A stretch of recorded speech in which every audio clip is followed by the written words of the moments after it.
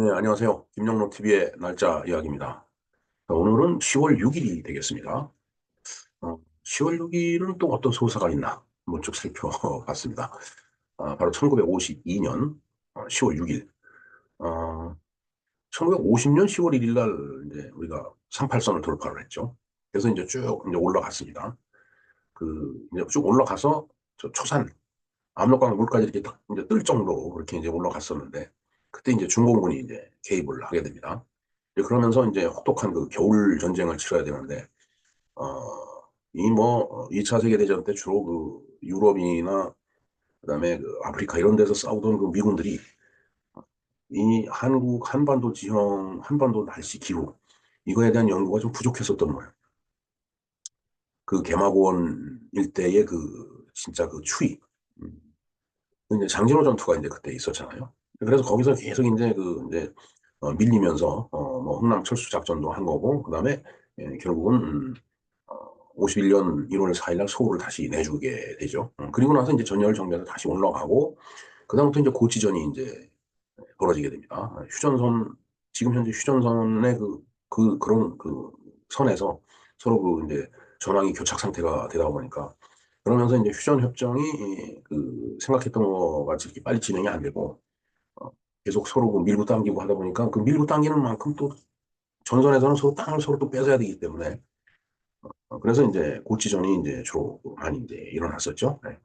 1952년 10월 6일 날 오늘입니다. 오늘부터 약 9일 동안 그 전투가 백마고지에서 벌어집니다. 10월 15일까지 이제 백마고지 전투가 벌어졌는데, 오늘이 백마고지 전투가 개시된 그런 그 날이 되겠습니다. 네, 뭐 저희 아버지께서도 그 일대에서 이제 6.25 때 전투를 하시다가 그 포탄 세례를 받고 이제 부상을 입고 이제 후송이 됐었죠. 후방 대구고 이제 후송이 돼서 거기서 이제 그 치료를 하다가 이제 이 근무 기한이 됐기 때문에 이제 제대를 그 하셨는데, 그때 당시 어떤 그 전과 뭐 그런 것 때문에 이제 무공훈장을 받으셔갖고 지금 이제 현충원에 이제 모시고 있습니다. 백마고지 전투도 뭐 다 그 일대에서 그 이루어진 걸로 봐서는 정말 그 치열했던 그 고지전 그 상황에서 이제 에, 이 땅의 그 젊은 병사들, 저희들로 봐서는 정말 아버지 연배죠. 그분들이 정말 피를 뿌리면서 이제 산화한 어, 그런 역사가 백마고지에서 오늘 그 시작된 날이다라고 이렇게 보면 되겠습니다. 예, 고지 높이가 한 395m 정도 되는 것 같아요. 글쎄, 저도 뭐 군 생활을 했지만은 300, 3, 400고지 같으면 그때는 뭐 소총을 들고 단독군장으로 막 뛰어서 올라갈 정도까지, 그때 체력이 이제 젊은 사람들은 그게 가능합니다. 근데 이제 지금 이제 그게 불가능한데, 어, 뭐 그럼에도 불구하고 거기서 서로 밀려오는 적을 그 섬멸해 가면서 전투를 벌이는 그 상황이라고 하는 것은 정말 인간의 어떤 그 극한 상황을 그 이제 초월하는 이제 그런 상황이었겠죠. 정말. 그렇게 나라를 지켜주셨던 우리 선배 세대, 그 아버지 세대죠. 그분들이 계셨기 때문에 우리가 지금 이렇게 편안하게 먹고 살고 있는 거 아닌가. 따라서 이 나라를 더 부강한 나라로 만들어서 잘 지켜야 된다라는 이런 생각을 하게 됩니다. 그러나 과연 지금 우리가 살고 있는 이 시대, 이 상황, 2024년 10월에 오늘 정말 그런 나라를 우리가 만들어가고 있는지 정말 확신할 수가 없다는 아주 불편한 그런 진실 위에서 우리가 이 시각, 이 땅을 살아가고 있다라는 생각을 해봅니다. 정말 뭐 치열한 그 고치 전투를 그 말씀드려야 되는 이 순간에 너무 비관적인 그런 그 표현을 써서 죄송하기는 합니다. 어찌됐든 네, 오늘은 백마고지 전투가 일어난 그 날이기 때문에 백마고지 전투에 대해서 한번 공부를 해보는 시간을 갖도록 하겠습니다. 네, 백마고지 전투에 대해서 공부를 해보겠습니다. 백마고지 전투는 6.25 전쟁 당시인 1952년 10월 6일 시작이 돼서 바로 오늘 시작이 된 겁니다. 52년이니까 상당히 이제 오래전 그 이제 전투였어요. 10월 15일까지 9일 동안 진행된 그 전투네요. 백마고지에서 벌어진 전투다. 뭐 한마디로 표현하면 그런 거죠. 자, 그런데 누구가 싸웠느냐라는 얘기죠. 52년이면은 일사후퇴로 인해서 서울을 다시 뺏겼다가 도로 찾고 난 다음에 전선이 이제 지금 휴전선, 지금 우리가 이제 알고 있는 그 휴전선, 그런 언저리에서 이게 그 전쟁이 고착 상태에 빠진 거예요. 거기서 더 밀리는 것도 없고, 뭐, 나가는 것도 없고. 어떻게 보면은 그 상태에서 전쟁을 끝냈으면 하는 그 전쟁을 수행하던 당사자들이, 어, 그런 마음을 먹고 그렇게 고착화시킨 건지도 모르죠. 사실 우리로 봐서는 다시 밀고 올라가서, 어, 그야말로 이제 한반도를 통일하는 그런 생각을 가졌을 그 가능성이 큰데, 전쟁을 대리라기보다는 제가 와서 같이 했던 중공군. 지금 우리가 중국이라고 그래서 맨날 중공이라고 그랬습니다. 그 수교가 되기 전까지. 그다음에 이제 유엔군이 들어와 있었죠. 유엔군의 주축이 미국군이기 때문에 온갖 모든 전투에서는 뭐 미군을 빼놓고서는 또 6.25 전쟁 얘기할 수가 없습니다. 두 번째 볼까요? 한국군 플러스 미군과 중공군이 싸워서 우리가 승리한 전투다. 요 한국군하고 미군이 이겼다는 그런 얘기죠. 글쎄요, 뭐 고지에서 주로 그 이제 적과 조우하면서 총을 쏘고 서로 이제 죽고 죽이고 하는 뭐 필요에 따라서 육박전이죠. 백병전까지 벌리는 그런 일은 주로 이제 한국군이 담당을 할 수는 없죠. 우리나라이기 때문에 이 땅이. 미군들은 이제 후방에서 이제 포로 다 지원한다든가 아니면은 뭐, 어, 그 전투기, 이제 이런 폭격기 같은 거를 이용해 갖고서 이제 적을 공격한다든가 그런 그 역할을 했을 거라고 보여집니다. 어찌됐든 그렇게 이제 힘을 합쳐서 싸워갖고 중공군을 우리가 패퇴시켰다. 우리가 이겼다라는 이제 그런 의미가 있는 거죠. 배경을 보겠습니다. 당시 이 강원도 철원 서북방에 위치한 395고지는 광활한 철원평야 일대와 서울로 통하는 국군의 주요 보급로를 장악할 수 있는 군사 지정 확장의 요지가 되어 중공군과 국군이 치열한 전투가 벌어졌다. 자, 395고지가 있어요. 근데 그 철원 평야가 있으니까 평지일 거 아니에요. 거기에 고지가 딱 있다는 얘기는 이 고지에서 봤을 때 그 저기 이게 그 침투를 해올 때 그걸 다 이제 볼 수 있으니까 아주 요충지가 되는 거예요. 그야말로. 그다음에 어, 그런 평야니까 이제 도로도 다른 데보다는 이제 잘 돼 있을 거고. 그러니까 그 도로를 통해서 보급을 하기 때문에 보급로 역할도 하는 그런 그 지정학적인 그런 요지니까 어, 서로 뺏기지 않으려고 서로 뺏으려고 엄청 그 노력을 하는 와중에 벌어진 전투라고 봐야 되겠죠. 중공군 입장에서도 여기를 그 탈환해야지 이제 서울로 들어가기 그 이제 쉽고 우리로 봐서는 서울을 방어하는 그 최전선으로서 이 395 고지를 갖다 확보해야만이 적이 접근 못하도록 그렇게 할 수 있는 억제력이 있으니까 이건 뭐 빼앗길 수 없는 그런 그 이제 지정학적인 그 이제 요지예요.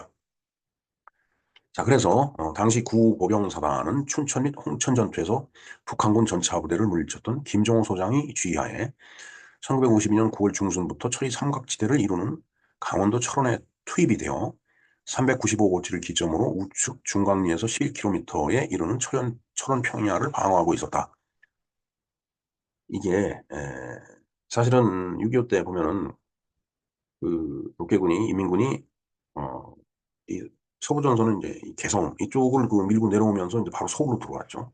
그리고 38선 전면에서 이제 그 도발을 했기 때문에 이 동부전선 쪽에서도 이제 밀고 내려온 거예요. 탱크를 앞세워 갖고.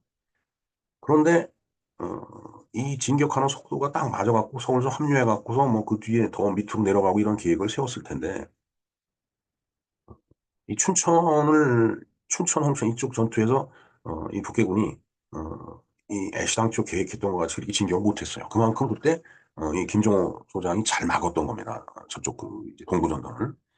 정말 지금이니까 우리가 그 며칠 전 그 국군의 날에 뭐 현무 파이브인가 그것까지 우리가 선보였지만은 정말 이 군인들을 명예롭게 해야 됩니다. 군인들을 명예롭게 하지 못하고 모욕을 주는 그런 나라는 그건 오래 지속될 수가 없어요. 어쨌든 그 군인들이 나라를 지키는 거잖아요. 그럼 명예롭게 해야지. 가서 비난하고, 조그만 머리 있으면 그냥 아주 얼마 전에 국회에서 그런 일이 있었잖아요. 해병대 사단장을 갖다 욕보이고. 지금도 그 앞에 가서 이제 데모하고 있을 겁니다. 나도 한번 가봐야 되는데. 자, 어찌됐든,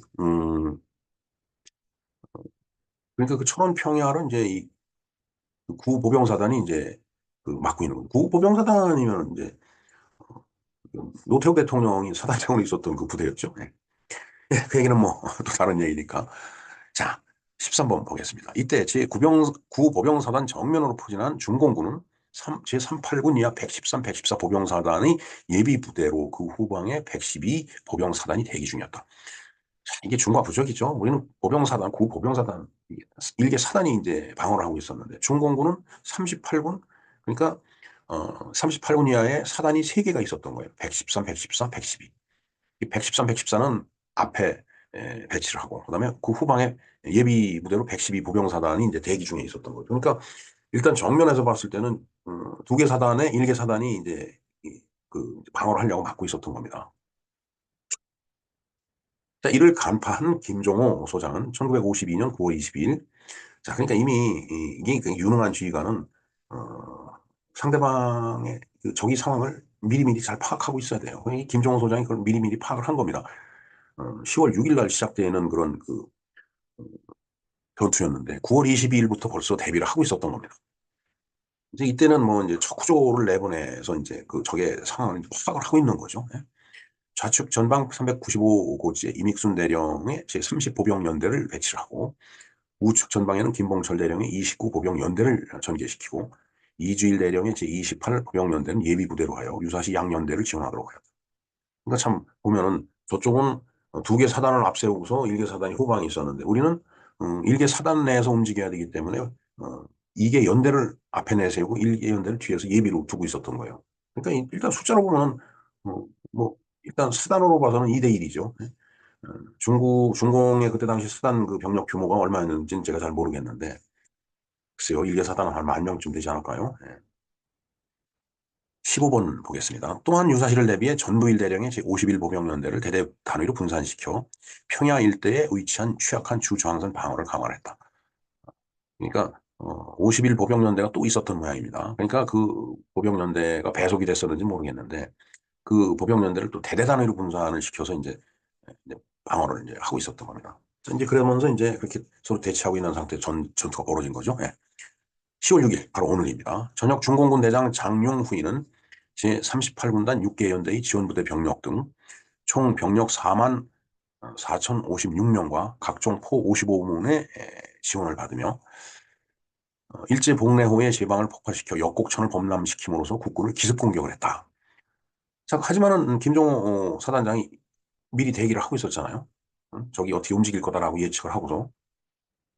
자, 이로 인해서 제3대대가 지원 병력을 투입하는데 차질을 빚어 중공군이 395고지로 맹렬히 돌격을 했고, 음, 그러니까 제3대대가 이 대대 단위로 그 분산을 시켜서 이제 방어를 했는데, 어찌됐든 이렇게 기습 공격을 하다 보니까 이 증원 병력을 투입을 해야 될 거 아니에요. 공격해 들어오니까 가서 막아야 되니까요.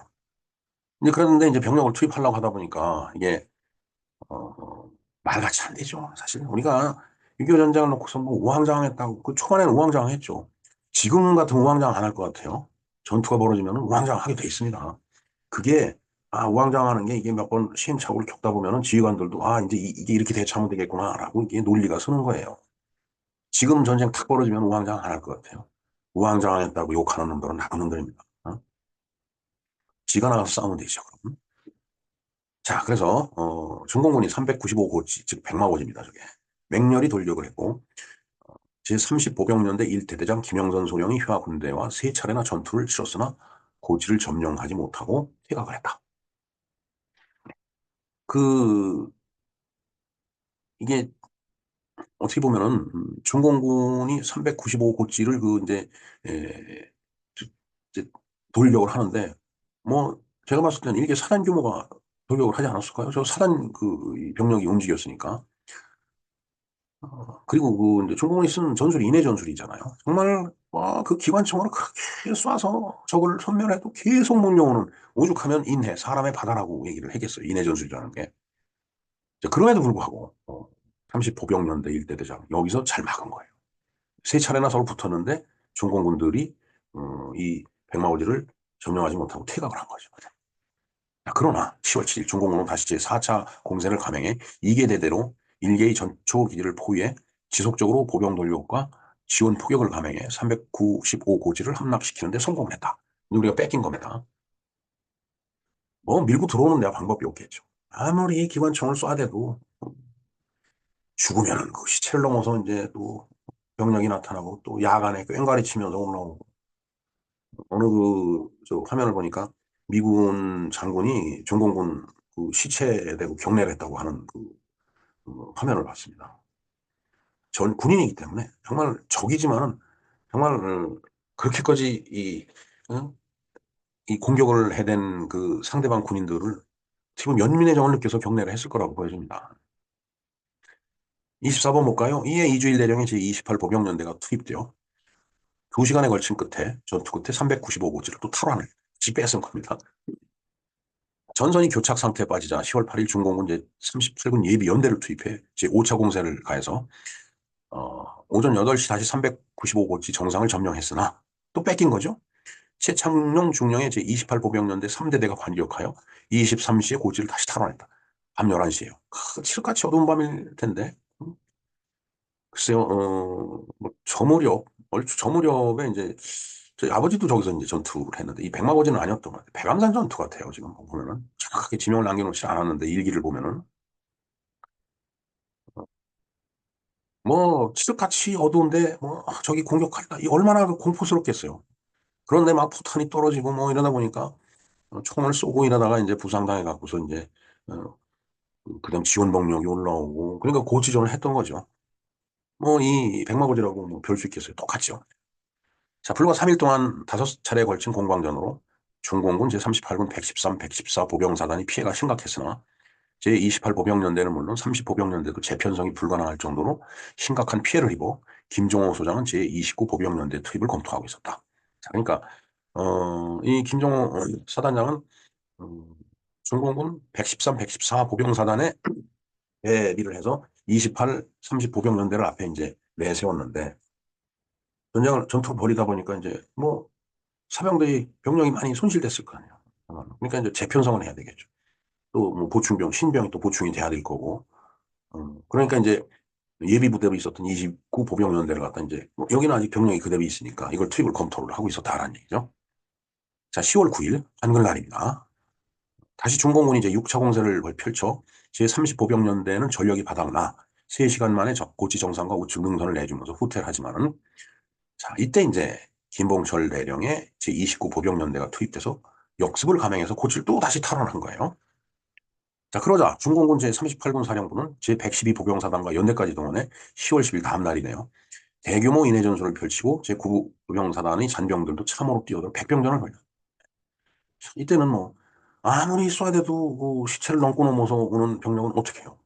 근접 근접전이 붙으면은 이게 총으로 해결이 안 됩니다. 그때는 육박전으로 백병전으로 갈 수밖에 없어요. 총에다가 그 대검은 그 총국 앞에다가 장착을 하죠. 그 대검 앞에 장착이 되게 돼 있습니다. 이게.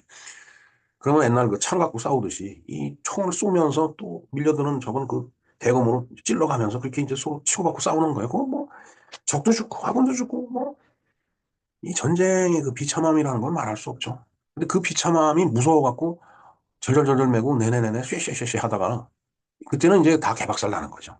그래서 전쟁을 치르면서 평화를 얻으려면 전쟁을 준비하라라는 말이 있는 게 바로 그겁니다. 여기서 무서워갖고 뒤로 물러나면은 이제 완전히 이제 노예 생활이 되는 거예요. 함락되면 노예가 되는 거예요. 두드려 맞고, 그다음에 이제 좀 뭐 하라 그러면 이제 뭐 총살을 시키겠죠. 그게 전쟁이다 말입니다. 자, 그다음에 29번 가요. 이날 세 차례의 함락과 탈환의 과정을 거쳐 마침내 중공군이 최종적으로 고치를 장악했으나 10월 11일 오전 이대철 소장이 제29 보병연대 1대대가 김경진 소령이 이 대대 병력을 증원받아 고치를 탈환시키는데 또 성공을 했다. 자, 그러니까 뺏기고 또 뺏기고 뺏기고 뺏고 또 뺏기고 또 뺏기고 또 뺏었어요. 근데 이 전투 과정에서 김경진 소령은 박격포탄에 맞아서 전사를 했다. 네, 참 저도 뭐 박격포 교육받을 때 이렇게 써봤지만은 그거 맞으면 뭐 죽을 수밖에 없죠. 뭐 수류탄보다 더 큰 그 폭탄인데. 이제 주로 이제 박격포탄을 쏘면서 저쪽도 쏘면서 오는 거고, 또 이제 이거 쏘면서 방어를 하는 겁니다. 아버지 일기를 보면은 그래요. 뭐 호 속으로 이제 포탄이 떨어져 갖고서 그때 대대장이 이렇게 김상봉 중령이었다라고 연대장이 김상봉 중령이었다고 아버지가 써놨던 것 같습니다. 그분이 전사를 하고서 그 다음에 이제 그 연대장으로 온 사람이 바로 최명신 그 대령이었다고 그때 그러더라고요. 근데 그분이 이제 그 호에서 이제 전투 지휘를 하다가 호에 포탄이 떨어지는 바람에 이게 박격 포탄이나 아니면은 뭐 걔들도 대포가 있겠죠. 우리 뭐 105mm, 155mm 있듯이. 그게 이제 호 속에 떨어지니까 이제 그 전투 명령을 수령하러 갔던 저희 아버지도 같이 이제 거기서 이제 포탄을 맞았는데 다행히 이제 아버지는 부상만 있고 그 그분은 이제 팔다리가 잘려나가고 전사했다고 그러더라고요.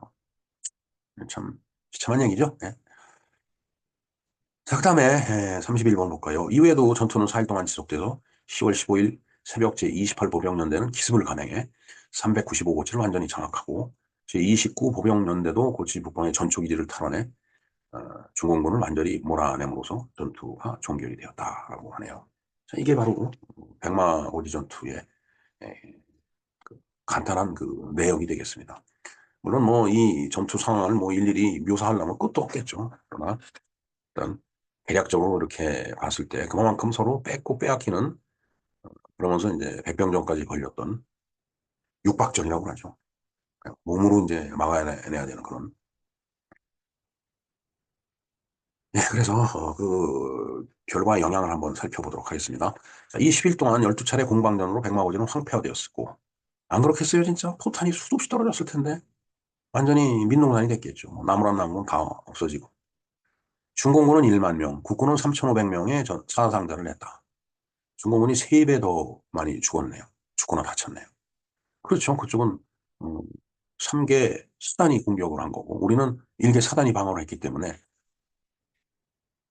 3배가 죽는 게 많네요. 우리가 이겼으니까.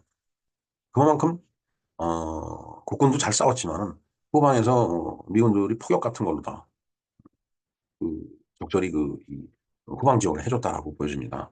그래서 제가 그때 그 전투 상황을 뭐 머릿속에 확 넣고 있는 게 아니기 때문에 그냥 제 상상으로 봤을 때 그렇습니다.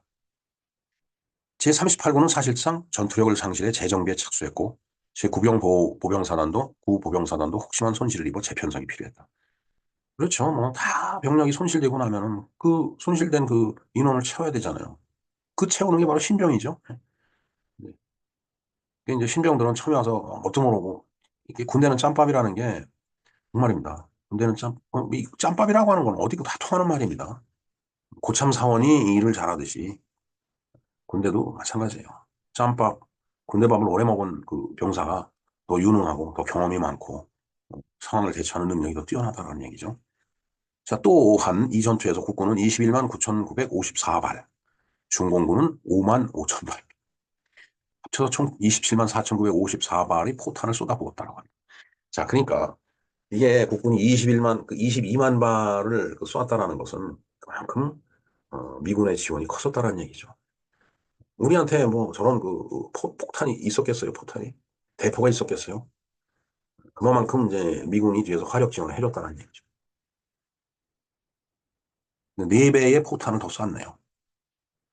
자, 이 전투에서도 강승호 중위, 안영권 하사, 오규봉 하사, 김경진 소령, 이성덕 소위, 김광수 대위 등 많은 인물들도 전사를 했다고 되어 있습니다. 뭐 당연하죠. 얼마나 많은 그 병력이 손실을 입었겠어요, 진짜. 참 비참한 얘기입니다. 전투 기간 중 미 공군이 주간 669회, 야간 76회 출격 기록을 세우며 중공군을 폭격했다.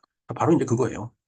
22만 발의 포탄을 쏟아부을 수 있었던 것이 완전히 제공권을 장악한 미군 공군이 있었기 때문에 가능했던 얘기 이거죠. 백마고지 전투에서 제5공군은 주야간 총 745회를 출격했다. 어마어마한 겁니다. 그 다음에 네이팜탄 358발을 포함해서 폭탄 2,700발을 백마고지에 투하를 했다. 그러니까 참 항공기로 27,000발을 2,700발을 이제 투하를 했으니까 뒤에서 이 야포로다가는 뭐 어마어마하게 그 포탄을 퍼은 겁니다. 그러니까 고치가 완전히 민둥산이 되죠. 우리 그 영화 중에 고치전이라는 영화가 있습니다. 이게 다 이때 상황을 그린 거기 때문에 한번 봐보시기 바랍니다. 자, 중공군 제38구는 3개 보병사단 9개 연대죠. 1개 사단이 3개 연대로 구성이 되어 있죠. 어, 그 9개 연대 중 7개 연대를 거쳐 1만 명이 이제 손실을 본 거예요. 병력 손실을. 특히 이번 전투에서 이런 군대가 정예병이라 사후 신병이 보충되더라도 숙련하는데 많은 시간이 걸려 막대한 피해를 입었다. 조금 전에 말씀드렸던 그 짬밥이라는 게 그런 겁니다. 신병이 보충이 되면 보충이 되는데도 시간이 걸리지만 보충이 되더라도 전투를 능숙하게 수행을 하려면 숙련이 돼야 되거든요. 그건 방법이 없습니다. 이게 뭐 과외 공부를 해서 되는 것도 아니고 짬밥을 그만큼 많이 먹어야지 그 숙련이 되는 거예요. 군대는 짬밥이라는 게 바로 그겁니다. 이게 군대 짬밥 이게 희화돼 갖고서 사람들이 우습게 이렇게 받았겠지만 굉장히 그 진리가 담겨 있는 말이에요.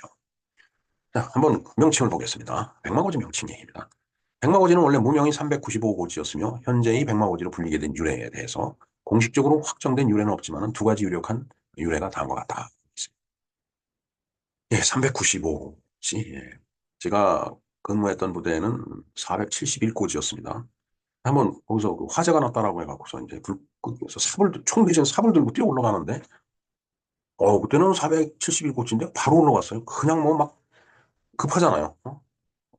거기에 그 이제 중개소 같은 것들이 다 있는데, 그거 불나면 난리가 나는 거죠. 다행히 이제 고압선이 떨어져고 난 불이었기 때문에 이제 외곽에서 다 바로 진화를 해갖고서 피해가 없었는데, 만일 그게 옮겨 붙었었다면 이제 그건 큰일 나는 겁니다. 그야말로. 근데 그 시대, 젊은 나이에는 뭐 3, 400고치 막 뛰어 올라가요, 진짜. 그만큼 훈련이 돼 있었던 거죠. 지금은 그 뛰어 올라가라면 못 갑니다. 50m 뛰기도 힘들어요. 자, 그래서 요즘 뭐 시니어 군대를 뭐 모집하라니 많이 그러는데, 사실 그 시니어 군대가 전투를 저렇게 수행하는 건 불가능하다는 겁니다.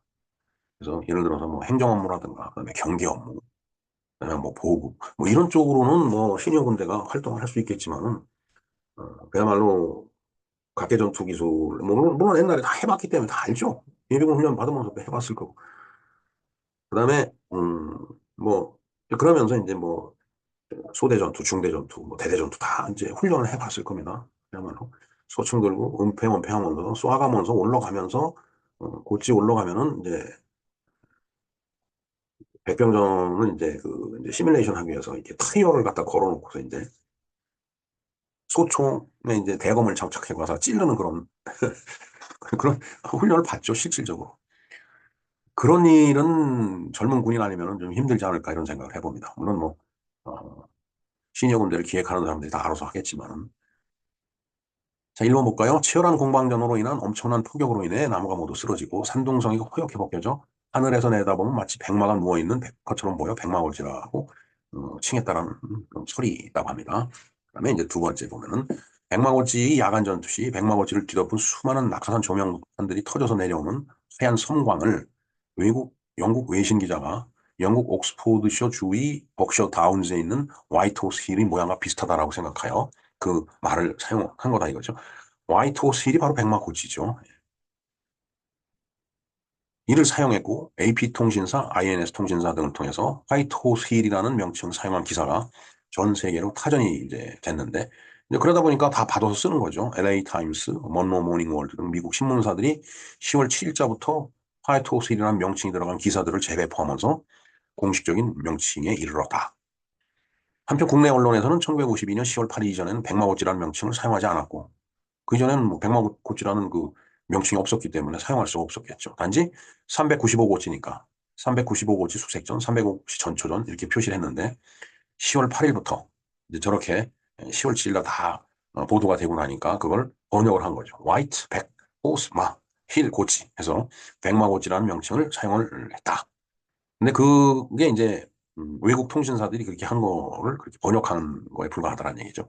그러나 어찌됐든 그게 바로 백마고치 그 고지의 395 고지의 명칭이 된 겁니다. 그래서 제가 한 년 전에 몇 년 전에 친구들과 같이 이 백마고치를 이제 가봤었죠. 철원에 있는 노동상사를 보고서 백마고치를 이렇게 네, 한번 가봤었습니다. 아주 그 추운 겨울날이어서 눈이 막 내리는데 가서 이제 그 우령탑 앞에 가서 이제 묵념을 올리고 감사하다는 말씀을 드리고서 이제 돌아온 적이 있습니다. 네. 자, 그래서 제가 이렇게 쭉 설명한 것은 그냥 좀 요약되고 단순한 내용이기 때문에 혹시 이에 대한 더 이해가 필요하시면은 6.25 전쟁 중 가장 치열했던 고지장 탈전의 무대 백마고지 전투 이 영상을 제가 링크를 걸어 놓겠습니다. 예, 이거를 참조를 해 주시면 되겠습니다. 네, 이상 백마고지 전투 개시일에 치열하고 처참했던 백마고지 전투를 알아봤습니다. 김영록 TV의 날짜 이야기였습니다. 감사합니다.